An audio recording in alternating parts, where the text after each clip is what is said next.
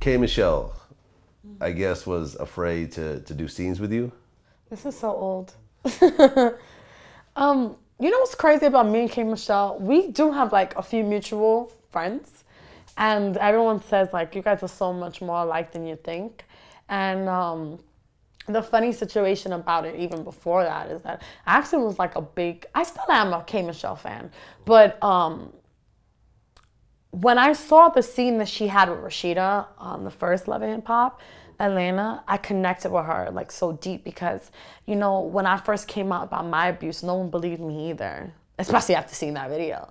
But that was just because you're just that rider chick, you know, that, you know, you're going through the shit and you know it's wrong. You're just not going to put that person on blast for it until you're actually forced up against a wall and you have no choice, you know? And when she had that scene with Rashida, it was so touching to me and that like played a big part in why I wanted to write a book about everything I've been through too, because it's like you don't get the outlets that all these people get to kind of tell your side of what's happened and what's going on with you. And when you finally do, no one believes you because you're able to not only put up a front, but to smile and not shed a tear about it. So yeah, so when she made a statement about, and it kind of started off with that with me, when I had my scene with Andy, and I was just like, listen, you don't understand what I've gone through. And that was my scene with Andy because, you know, she actually kind of was friends with Raul at the time. And that kind of bothered me. But at the same time, she didn't get a chance to kind of know me either, where I got a chance to. So that was my time of confiding in her, like, girl, this is why I'm the way I am. There's no justification. But, you know, there's an action for a reaction. You know what I mean?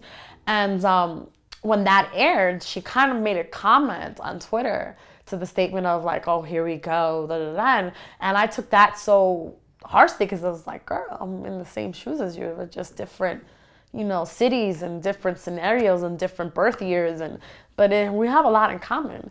But there's really no animosity towards her. I love her CD. I love the song that she has with her son, and you know, and at the end of the day, like, we're not supposed to be here. People hate us so much that you gotta like, even if she still came at me, I gotta salute her because it's like people hate us. I gotta hand it to K.Michelle because, you know what I mean, I interviewed her very early. I think maybe like 2009. She had just gotten her first deal. I think it was with Jive or something like that. And she actually was one of the only people I know that actually used reality TV as a springboard to her music career, because usually that doesn't work. You know what I mean? A lot of times people try that, and it's just like, a lot of times people don't take you seriously because, oh, it's just a reality. I think she was smart in the sense that she didn't give them too much of her life. She only really gives them, like, this is what you want? Okay, now this is what I need.